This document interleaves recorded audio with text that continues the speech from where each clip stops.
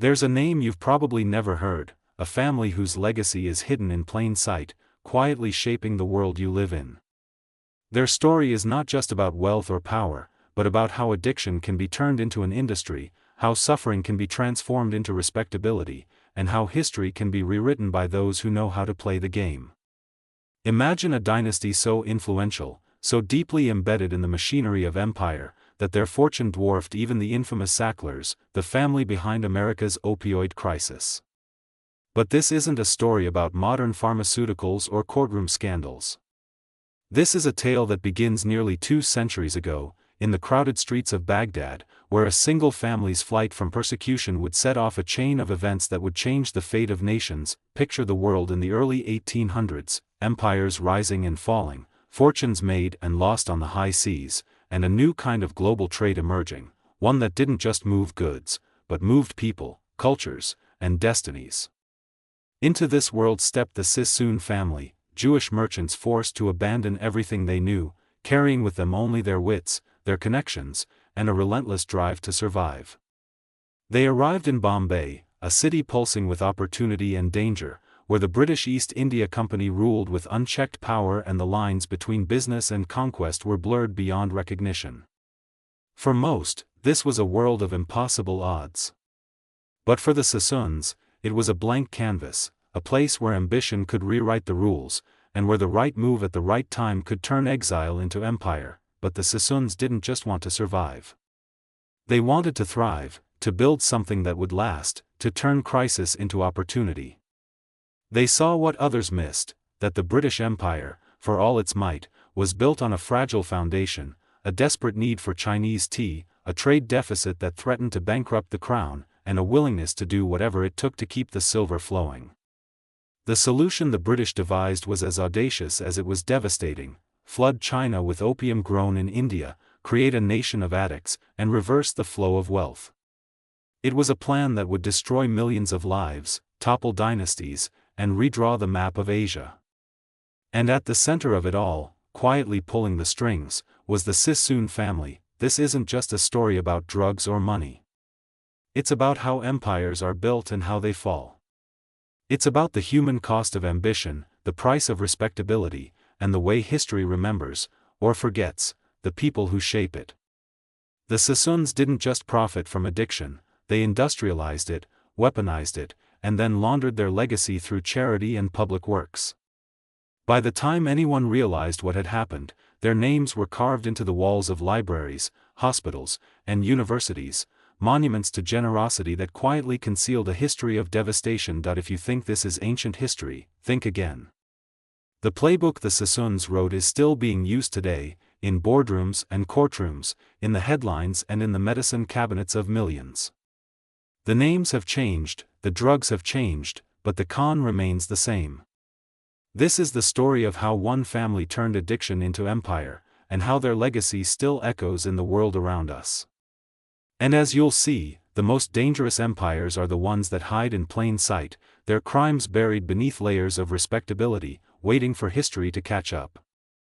In 1832, the world was a dangerous place for outsiders, and for the Sassoon family, danger was closing in fast. Baghdad, once a city of opportunity, had become a trap. The ruling governor, hungry for wealth and power, turned on the city's Jewish community, squeezing them for every coin, threatening imprisonment, and worse. For David Sassoon, the family patriarch, the message was clear: stay, and risk everything, or run, and gamble on a new beginning. With little more than their faith, their reputation, and a network of trusted allies, the Sassoons slipped out of Baghdad under the cover of night, leaving behind generations of history and the only home they had ever known. Their first stop was Iran, but David was already thinking bigger. He studied the maps, listened to the whispers of traders, and saw a new world rising in the west, British India, and specifically, the booming port city of Bombay. Bombay in the 1830s was a city on the edge of transformation. The British East India Company had turned it into a gateway for global trade, a place where fortunes could be made overnight and lost just as quickly. Ships from every corner of the world crowded the harbor, unloading cotton, silver, and spices, while the British rulers built their own private empire, complete with armies, courts, and laws that answered only to London. For most newcomers, Bombay was a city of impossible odds, a place where the powerful crushed the weak and the rules changed with the wind. But David Sassoon saw something different. He saw a city hungry for connections, for trust, for people who could bridge the gap between East and West. And that was exactly what the Sassoons brought with them. Unlike other refugees, the Sassoons arrived with an invisible fortune, a web of relationships stretching from the Middle East to India, built over generations of service as treasurers, advisors, and merchants. In a world where contracts were fragile and the law was whatever the British said it was, trust was the only real currency. David's family had spent decades building bonds of loyalty, ties of faith, kinship, and mutual survival that couldn't be bought or sold. These connections opened doors that money never could, giving the Sassoons access to markets, information, and protection in a city where outsiders usually struggled to survive. But David Sassoon brought more than just connections. He brought a deep, almost instinctive understanding of how power worked. He had watched his father navigate the treacherous politics of Baghdad, learning how to read the ambitions of rulers and the shifting tides of fortune. In Bombay, he saw the British East India Company for what it truly was, not just a trading firm, but a corporate state with its own army, its own laws, and a hunger for profit that knew no limits. The company had conquered India not with diplomacy, but with force and cunning, turning the subcontinent into a vast machine for extracting wealth. And at the heart of that machine was opium, a product that would soon change the fate of millions. David arrived at a moment of crisis and opportunity. The British were desperate to solve a problem that threatened the empire's very foundation, a trade deficit with China so massive it was draining Britain's silver reserves at an unsustainable rate. The solution was as audacious as it was destructive: grow opium in India, smuggle it into China, and use addiction to reverse the flow of wealth. Most merchants saw only the risks. But David Sassoon saw the blueprint for a new kind of empire. He understood that the British needed partners who could move vast quantities of opium discreetly, efficiently, and with absolute loyalty. He recognized that the real power wasn't in selling a product, but in controlling the entire system that delivered it, from the fields of India to the ports of China. And he knew that if he played his cards right, the Sassoon name could become synonymous with both respectability and unimaginable wealth. This was the moment that would define the family's destiny.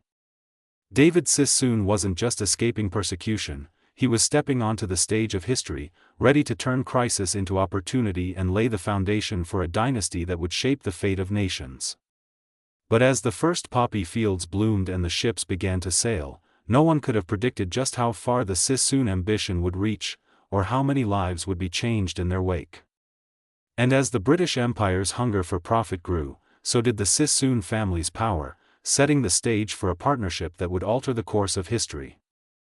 Britain's love affair with Chinese tea was more than a national obsession, it was a craving that reached into every home, from the grandest manor to the humblest cottage. By the early 1800s, tea had become a daily ritual, a symbol of civility and comfort, and the British Empire was utterly dependent on a single source, China. But the Chinese emperors, secure in their self-sufficiency, saw little value in British goods. They dismissed British textiles and manufactured wares as inferior, demanding only one thing in exchange for their coveted tea, silk, and porcelain: silver. Every year, millions of pounds of silver drained from Britain's coffers, vanishing into the vaults of the Qing dynasty. The trade deficit was staggering, and the British elite watched in horror as their reserves dwindled, threatening the very stability of the empire's economy. Desperation breeds innovation, and the solution the British devised was as ruthless as it was ingenious.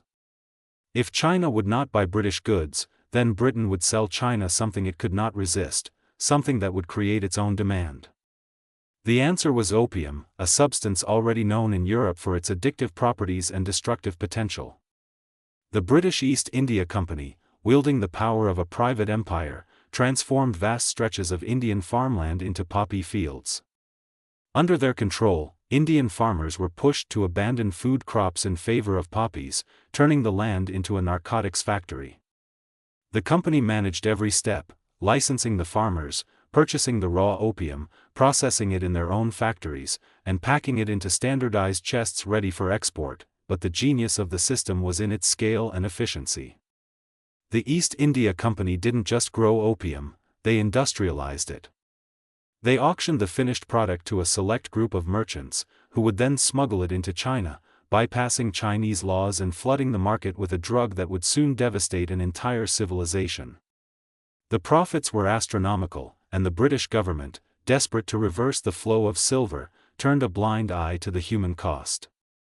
By the 1830s, opium accounted for a staggering 14% of British India's total revenue. Roads, schools, military salaries, and administrative costs were all funded, in part, by the proceeds of addiction. David Sassoon saw this machinery for what it truly was, a state-sanctioned drug cartel, protected by the full might of the British Empire. While most merchants were content to act as middlemen, buying opium at auction and shipping it to China, the Sassoons had a different vision. They understood that real power came not from participating in the system, but from controlling it. The Sassoons financed the cultivation of poppies, offering loans to farmers and ensuring a steady, loyal supply. They built warehouses near strategic ports, cutting down shipping times and costs.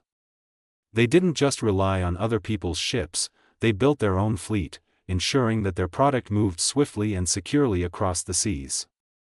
Even the risks of piracy and storms were managed in-house, as the Sassoons established their own insurance company to protect their cargo and maximize profits, but the true brilliance of the Sassoon operation was their ability to navigate the complex web of colonial politics.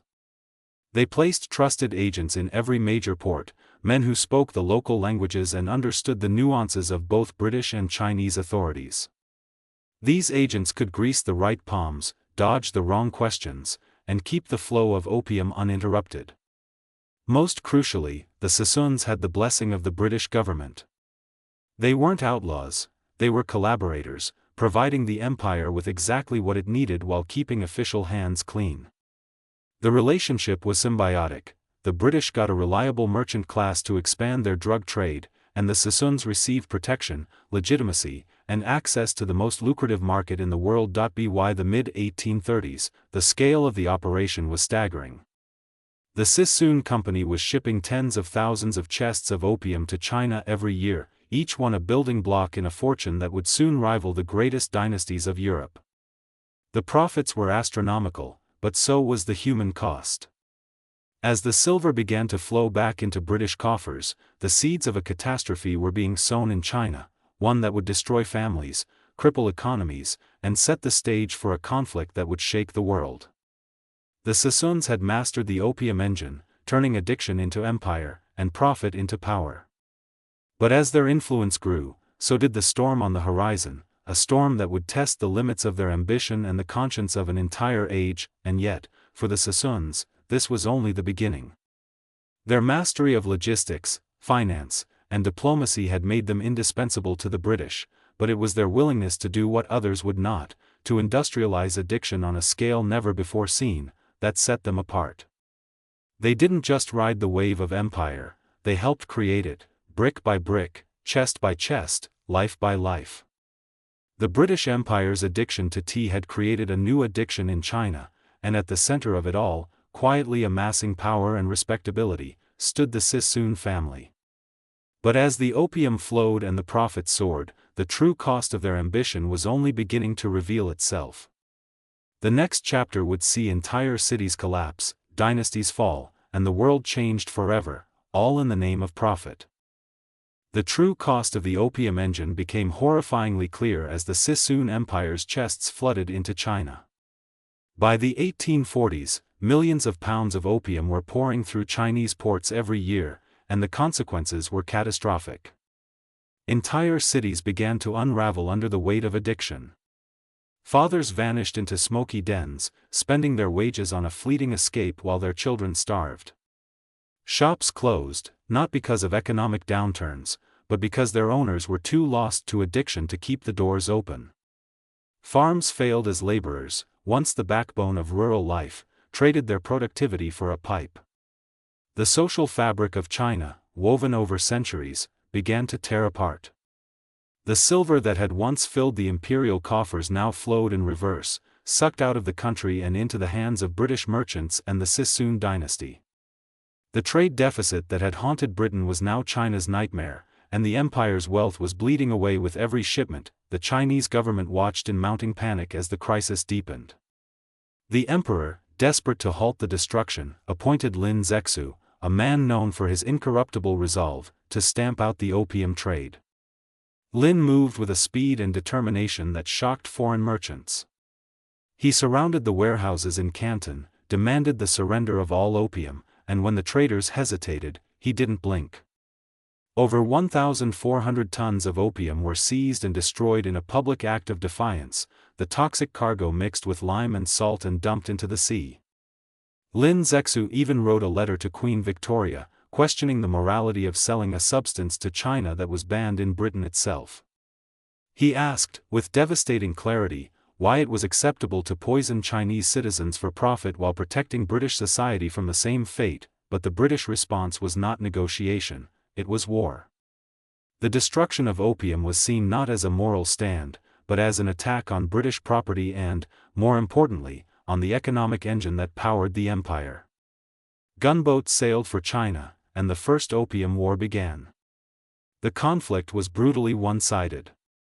British warships, armed with the latest technology and firepower, decimated Chinese defenses. Ports were blockaded, cities bombarded, and the Chinese military, unprepared for modern warfare, was quickly overwhelmed. The Treaty of Nanking that ended the war was a humiliation for China, millions in silver paid to Britain, 5 ports forced open to foreign trade, and Hong Kong handed over as a permanent British possession. Nowhere did the treaty legalize opium, but it didn't have to. The new trade routes were impossible to police, and the flood of narcotics only intensified. The Sassoons, who had backed the British with ships, supplies, and capital, were handsomely rewarded. They gained first access to the newly opened ports, expanding their reach and multiplying their profits. The devastation in China deepened as addiction spread unchecked, and the Sassoons' fortunes soared. But the Chinese government refused to surrender. In the 1850s, they tried again to enforce anti-opium laws, only to trigger the Second Opium War. This time, France joined Britain, and the combined forces marched on Beijing, looting and burning the Summer Palace, a symbol of China's cultural heritage. The resulting Treaty of Tientsin finally legalized the opium trade, making the Sassoons' business not just unstoppable, but officially sanctioned. By the end of the 1850s, the Sassoons were at the center of the largest narcotics operation the world had ever seen. China was left in ruins, its people enslaved by addiction, its economy gutted, and its sovereignty shattered. The Sassoons, meanwhile, were celebrated as pillars of the community in Bombay and London, their names etched into the very institutions that would one day erase the memory of the suffering they had helped unleash. The collapse of China was not just a tragedy, it was a blueprint for how profit, power, and respectability could be built on the ruins of a nation. And as the Sassoons' empire reached its zenith, the world was left to reckon with the true price of their ambition, but the story didn't end with treaties and new fortunes. The human cost of the opium trade was incalculable. Generations of Chinese families were torn apart, their futures stolen by a drug that had been forced upon them by foreign powers and their collaborators. The social and economic wounds would fester for decades, fueling resentment and revolution. The memory of the Opium Wars became a rallying cry for a new China, one determined never to be humiliated again. And at the heart of that humiliation was the Sassoon name, a name that, for a time, was synonymous with both unimaginable wealth and unspeakable suffering. Yet, as the dust settled and the world moved on, the Sassoons were already preparing for their next transformation. They had seen firsthand how quickly fortunes could change, how empires could rise and fall on the tides of commerce and conflict. Their next move would be to launder their legacy, to turn the profits of addiction into monuments of respectability. But the scars they left on China would never fully heal, a silent testament to the true cost of empire and ambition. And as history marched forward, the blueprint they created would be picked up by new dynasties, eager to repeat the cycle, always with new faces, new drugs, and new victims. With the Sassoon family's fortune swelling to unimaginable heights, a new chapter began, one that would transform their public image from shadowy merchants of addiction to celebrated pillars of society. The Sassoons understood something that most of their rivals never grasped: in the end, money alone isn't enough. True power comes from respectability, from embedding your name so deeply into the fabric of a city that people can't imagine their world without you. And so, as the silver poured in from China and the opium trade reached its peak, the Sassoons set out to rewrite their legacy, brick by brick, donation by donation. Bombay, the city that had once been their refuge, became the canvas for their transformation. The Sassoons poured their wealth into public works that would outlast any scandal or whisper of controversy. They funded schools, hospitals, libraries, and docks, each one bearing the Sassoon name in bold, permanent letters. The David Sassoon Library and Reading Room became a beacon of learning, a place where generations of students would gather, never questioning the origins of the fortune that built it. The Sassoon dock transformed Bombay's harbor into a commercial powerhouse, fueling the city's growth and prosperity. Orphanages, synagogues, and hospitals followed, each one a monument to the family's supposed generosity, but this was no ordinary charity. Every donation was a calculated investment in legitimacy. The Sassoons understood that philanthropy was the ultimate shield, a way to buy silence, gratitude, and even admiration. The more visible their good works, the less anyone wanted to ask uncomfortable questions about where the money came from. In a society hungry for progress and eager to celebrate its benefactors, the Sassoons became untouchable. British officials, grateful for the family's support of colonial projects, showered them with honors. David Sassoon was appointed Sheriff of Bombay, a ceremonial role that cemented his status as a leader of the city. His son Albert, who adopted the English name to further blend into elite society, was knighted by the British Crown and became the first Jew to receive the freedom of the City of London, an honor even the legendary Rothschilds had not achieved at the time. The transformation was so complete that the Sassoon name became synonymous with progress and philanthropy. In the eyes of the public, they were not the architects of a drug empire, but the builders of modern Bombay. Their story was retold as one of resilience, generosity, and vision.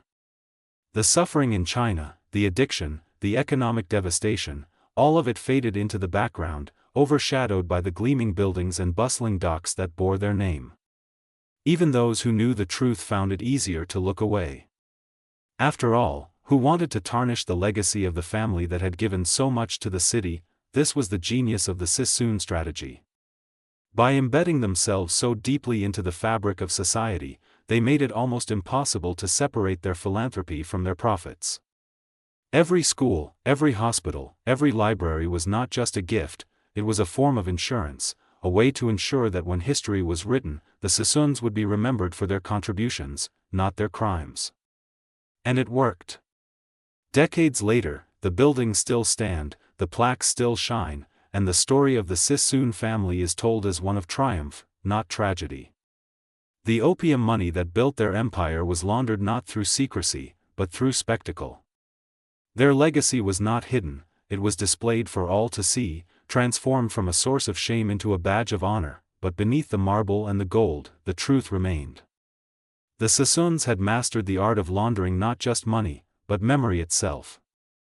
And as their respectability grew, so did their influence, setting a precedent that would be followed by every drug dynasty and corporate empire that came after them.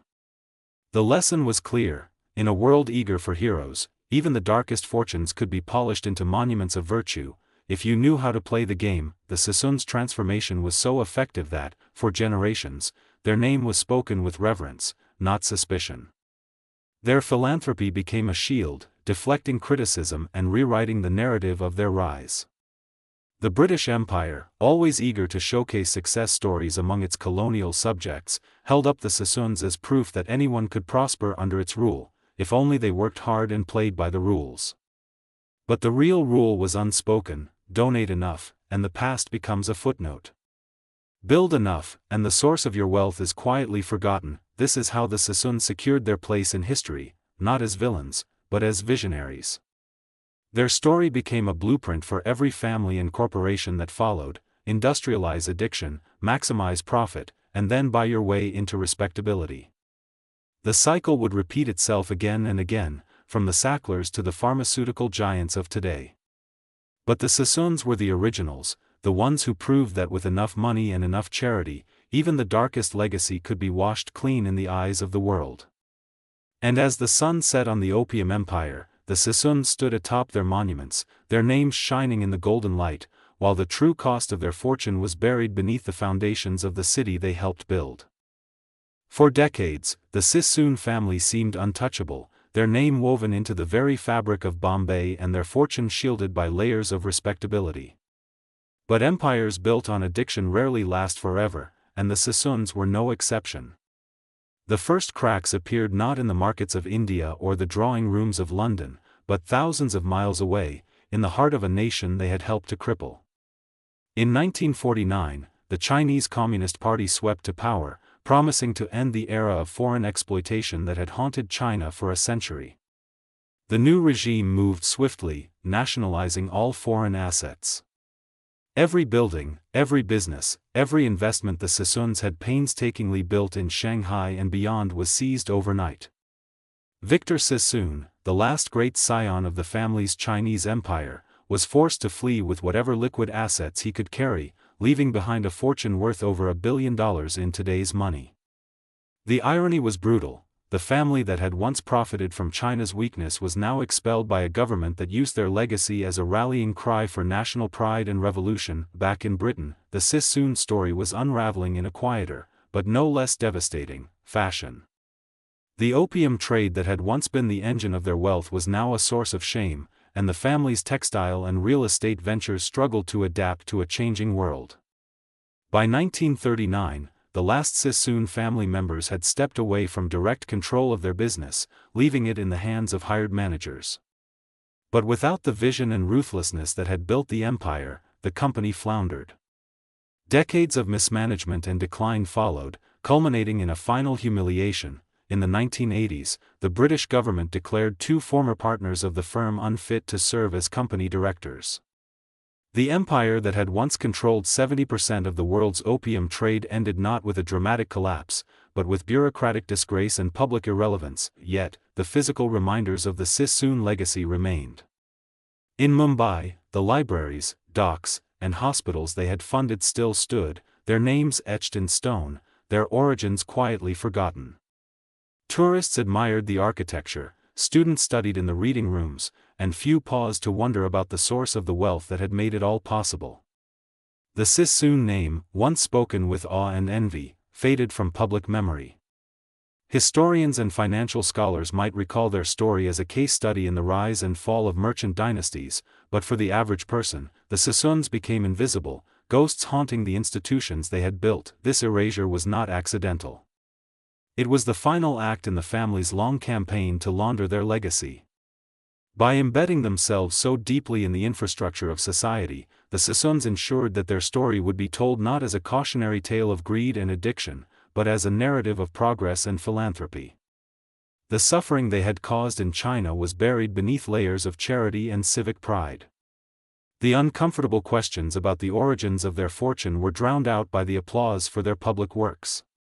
In the end, the Sassoons achieved what every drug dynasty dreams of. They turned their crimes into history, their victims into statistics, and their name into a symbol of respectability, but history has a way of resurfacing the truth. The Sassoon downfall is a reminder that no matter how grand the monuments, no matter how carefully a legacy is polished, the foundations of empire built on human suffering are always unstable. The family that once shaped the fate of nations vanished into obscurity, their story a warning for every generation that follows. Fortunes built on addiction may buy silence for a time, but they can never erase the cost. The collapse of the Sassoon empire was not a single dramatic event, but a slow, grinding erosion of influence and relevance. As the world changed, the family's business model, once so innovative and ruthless, became a relic of a darker age. The opium trade was outlawed, the colonial world order crumbled, and the Sassoons' carefully constructed web of power unraveled. Their descendants scattered across the globe, their fortunes divided and diminished, their story reduced to a footnote in the annals of empire. The buildings remained, silent witnesses to a forgotten past, but the people who had built them were gone, their names remembered only by those willing to dig beneath the surface, and yet, the Sassoon story is more than just a tale of rise and fall. It is a blueprint for how empires are built, how fortunes are laundered, and how history is rewritten by those with the means to shape it. The Sassoons may have vanished from the public eye, but the playbook they created lives on, echoed in the actions of every dynasty that seeks to turn profit into power, and power into respectability. Their legacy is a warning that the monuments of today may be built on the suffering of yesterday, and that the true cost of ambition is always paid, sooner or later, by those who can least afford it. In the end, the Sassoons' greatest achievement was not their wealth or their influence, but their ability to disappear, to erase themselves from the story, leaving behind only the polished stone of their monuments and the silent testimony of the lives they changed forever. The world moved on, the cycle repeated, and the next family stepped forward, ready to write their own chapter in the endless saga of empire, addiction, and erasure. The story of the Sassoon family isn't just a relic of the past, it's a living blueprint, quietly pulsing beneath the surface of our modern world. Their rise and fall might seem like a closed chapter, but the playbook they wrote is still in use, more sophisticated and more global than ever. The cycle they perfected, industrialize addiction, launder the profits through philanthropy, and by respectability, has become the silent engine of entire industries. The names have changed, the drugs have changed, but the con remains the same. If you think the age of the opium baron is over, look again. The blueprint lives on, hiding in plain sight, shaping the world in ways most people never see. Consider the Sackler family, whose name once adorned the world's most prestigious museums and universities. Their company, Purdue Pharma, unleashed a wave of prescription opioids that devastated communities across America. The playbook was eerily familiar: create a product that promises relief, push it aggressively through trusted channels, and watch as dependency spreads. When the bodies began to pile up and the lawsuits started to close in, the Sacklers didn't disappear, they pivoted. They paid settlements, scrubbed their name from public buildings, and quietly moved their wealth into new ventures. Just like the Sassoons, they kept the bulk of their fortune, shielded by legal structures and offshore trusts, while the world debated whether justice had truly been served, but the Sacklers are only the most visible example. The pharmaceutical industry as a whole has mastered the art of turning treatment into dependency. Companies develop drugs for pain, anxiety, attention, and mood, each one promising a better life, each one creating a new class of lifelong customers. Reports claim that some of the world's largest drug distributors shipped billions of opioid pills into small towns, far beyond any legitimate medical need. Whistleblowers allege that executives ignored red flags, choosing profit over public health. When the crisis finally became too big to ignore, the companies paid fines, massive, headline-grabbing sums that were still only a fraction of what they had made. The system didn't collapse, it simply adapted, shifting focus to the next profitable molecule, the next wave of dependency, and the laundering of legacy continues, just as it did in the days of the Sassoons. Philanthropy remains the ultimate shield. Billionaires endow hospital wings, fund research, and sponsor art exhibitions, their names etched into marble and gold. The public sees generosity, not the suffering that paid for it. The cycle is so effective that, within a generation, the origins of the fortune are politely forgotten. The buildings stand, the plaques shine, and the uncomfortable questions fade into the background. The blueprint is so deeply embedded in our culture that it's almost invisible, an unspoken agreement that as long as enough is given back, the past can be forgiven, or at least ignored, but the consequences are real, and they are everywhere. The opioid epidemic has claimed hundreds of thousands of lives in the United States alone. Millions more struggle with dependency on medications that were once hailed as breakthroughs. The same pattern repeats with new drugs, new markets, and new victims. ADHD medications, anti-anxiety pills, antidepressants, each one with the potential to help, and the potential to create a new generation of customers who can't imagine life without their daily dose. The line between treatment and addiction blurs, and the profits keep rolling in. The Sassoon family may be gone, their empire dissolved and their name largely forgotten, but their legacy is alive in every corner of the modern pharmaceutical world. The blueprint they created, industrialize addiction, by legitimacy, survive the fallout, remains the foundation of an industry that touches nearly every life on the planet.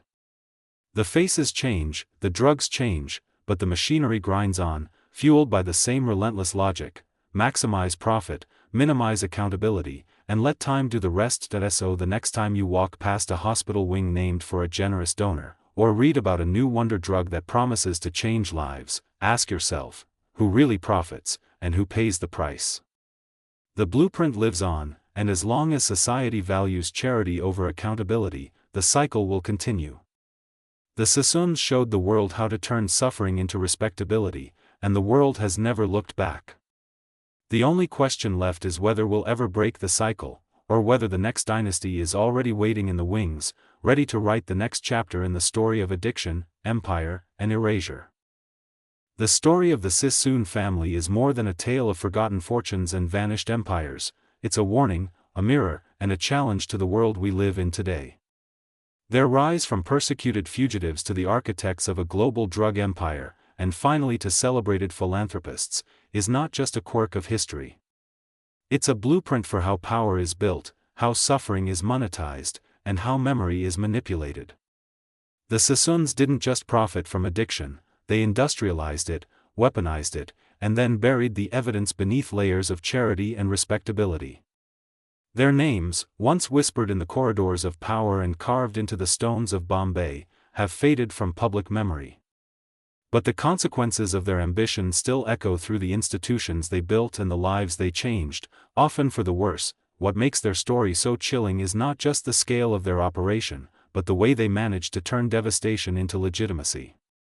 The Sassoons understood that history is written by the winners, and that with enough money, you can buy not just influence, but forgiveness. They poured their opium profits into schools, hospitals, and libraries, transforming themselves from merchants of misery into icons of progress. The suffering in China, the families destroyed, the generations lost to addiction, all of it was quietly swept aside, replaced by gleaming buildings and grateful headlines.